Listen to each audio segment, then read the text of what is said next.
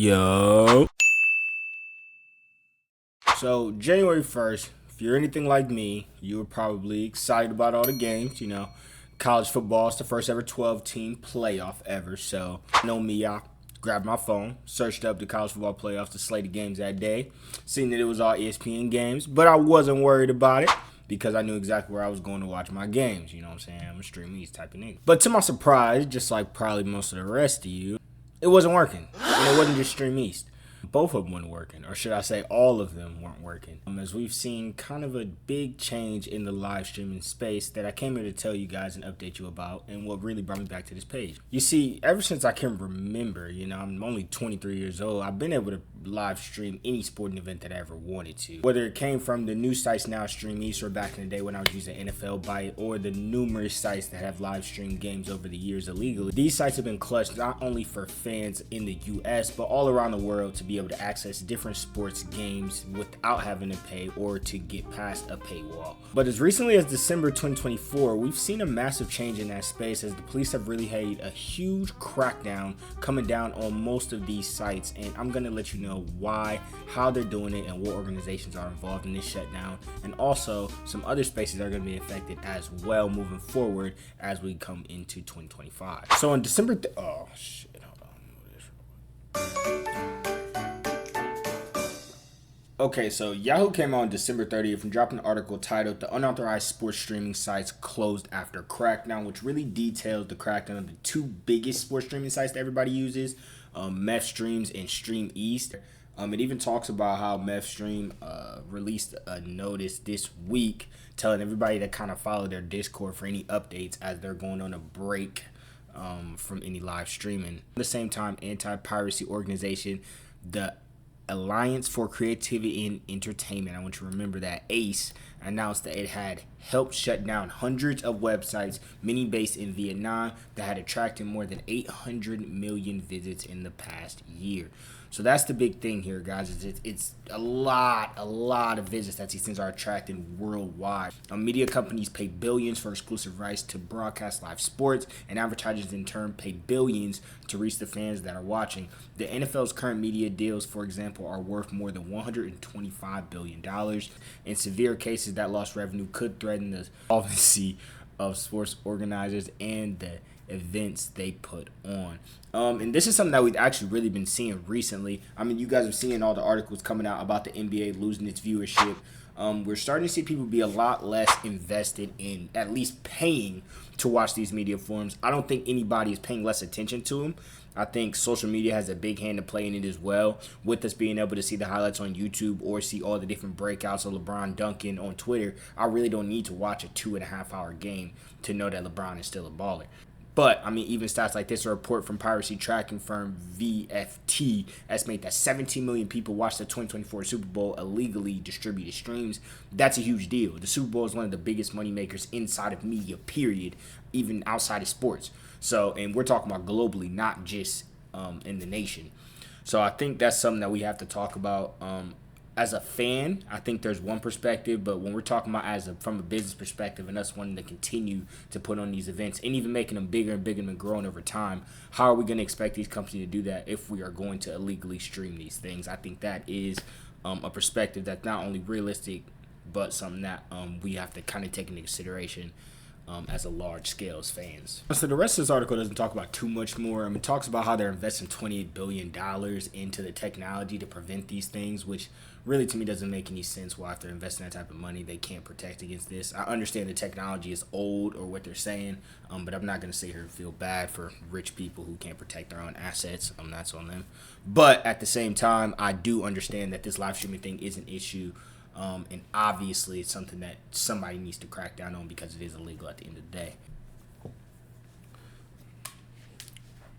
So as I hinted earlier in the video, there's another medium that they're going after too, and I think this one's even more shocking than the last one, just due to its widespread popularity of it always being readily available for free online, even though we all knew that it was illegal. CBR released an article detailing the new piracy subpoena that's being pressured on Antaku and other anime streaming sites that over 100 million people are visited. It details that the subpoena requested by ACE, again, the same Alliance of Creativity and Entertainment organization. I want you guys to remember that several extremely extremely popular anime piracy sites, including Antaku, which has over 100 million monthly visitors. That's insane. Ace consists of media giants like Netflix, Amazon, Sony Pictures Entertainment, numbering over 50 companies in total. And I'm going to go into detail on Ace later, but just keep that in mind that all the biggest media giants, as far as on the other side of the streaming, that would be on the other team, if you think of a legal versus legal, are a part of this Ace team. So it makes sense why the same people are involved in getting the live streaming and sports side down, and we're going to talk about that later. Also targets some of the world's biggest piracy sites like Anitaku, which is better known for GOGOANIME, which has over 158 million visits in November alone. I'm on there. The subpoena filings aren't only targeted towards English-speaking viewers either, but I mean, these numbers are ridiculous. So it makes sense why they have to try to do something, because imagine if they get all these people back onto streaming sites that are legal, there's a lot of money that's being lost here.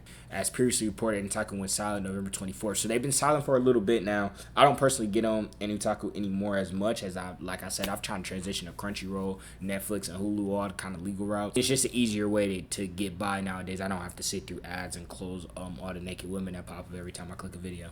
I think this is a good time to really address who is Ace, man. Type in Ace, they pop right up. And this is the first thing that pops up as soon as you click their website.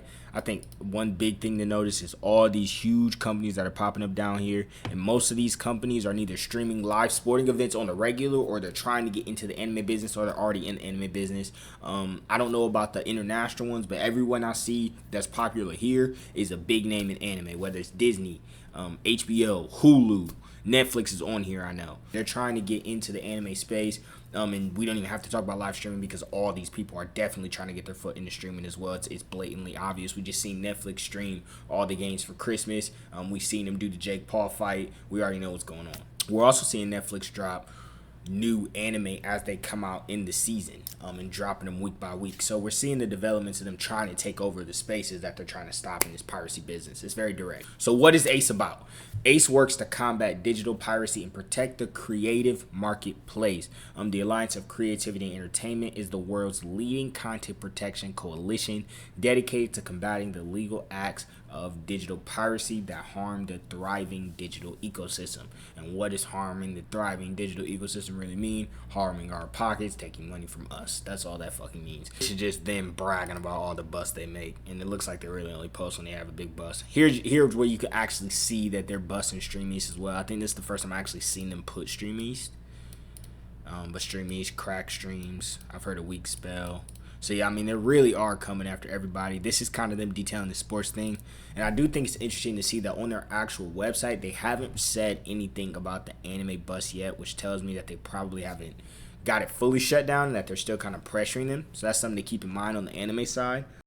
I did want to add in that officially as of today, StreamEast and Crack Streams are fully shut down. If you click on the website, I'll throw it up on the screen, you see this notice that the domains are officially seized by the police. So I did just want to add in this quick update as we are already in 2025. Happy New Year's. But back to the video. From a fan's perspective, there's really only one way to feel, and it's kind of sad. I can only think of so many positive memories that I have from being able to finesse a game without having to pay for it. And I'm not saying that it's a great thing. I'm not saying that it's something that needs to stay around, but there's definitely a beauty in it. Not saying I don't have the money now. I'm grown. It's a different time, and I try to pay for more stuff. But when I was younger, I think it was really fun trying to find new loopholes and new ways to get around it. And there always will be those ways. I'm not saying that they're going to disappear. These are just two websites. There will be another website that pops up. There probably is another website now that people already find out about. But to see the big dogs go down, it always sucks. So to see StreamEast and Crack Streams go down like this is kind of shitty, but it is what it is. Shit, people are probably going to be mad at me making these videos, bringing more attention to it. But, I mean, it's already on Yahoo, so, I mean, come on, bro. I ain't hurting them. And if anything, I think the mainstream popularity of StreamEast has kind of played a big role in these things coming down. I mean, when you have LeBron James on camera on a viral video showing StreamEast in the title and other famous people posting it, you have it going viral on Twitter. I seen it go viral at least 2 or 3 times as a hashtag on Twitter. So it is what it is, man. I think people being loudmouth kind of played a big role in these sites getting shut down as well. I think the more sad one is definitely the anime side. Anime as a medium, I think, is bigger. When you compare sports to anime, I think anime has a lot more titles, things that can go under the radar, and things that we all know that Netflix, Hulu, and some of these bigger streaming sites aren't going to pick up. The stuff that's a little bit more on the racier side, or stuff that's a little bit more on the edge and not able to be put out to everybody, and maybe is only good for the niche audiences. Those anime sites are great for that. And it may not be the new fresh stuff. It's definitely not going to be Solo Leveling or Kaiju number 8. But it is going to be good stuff. The Melancholy of Haruyu Suzumiya may not make it to Crunchyroll. It may not be able to stay on Crunchyroll. But being on GOGOANIME is something that I would want. Being able to find Generator Girl is something I'm going to be able to want to find. One day Outlaw Star might get pushed off of Hulu. That's an anime I'm still going to want to be able to find. So I think, and there's a lot of titles like that, a lot more. So I think there is something to be said about anime sites still having a place. I don't really care about them stealing this stuff and being illegal, if I'm being honest. But I understand it. I get it. I understand this business at the end of the day. But I can't say that I feel the same about the live sports as I do about the anime. I have two different perspectives. I do want you guys to share in the comments what you guys think about this issue. I think that at the end of the day, they're going to be shut down this year eventually. I think they're going to get to them all eventually, but there will always be something new that comes about. And it'll last for as long as it lasts, and then it'll fizzle out, and, the cycle will go on. It is what it is.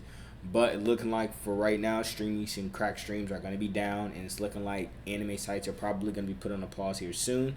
So get ready to open up your wallet, y'all, because you're going to be paying for everything, baby. It is what it is. Man, thank you guys. Please, please, please subscribe.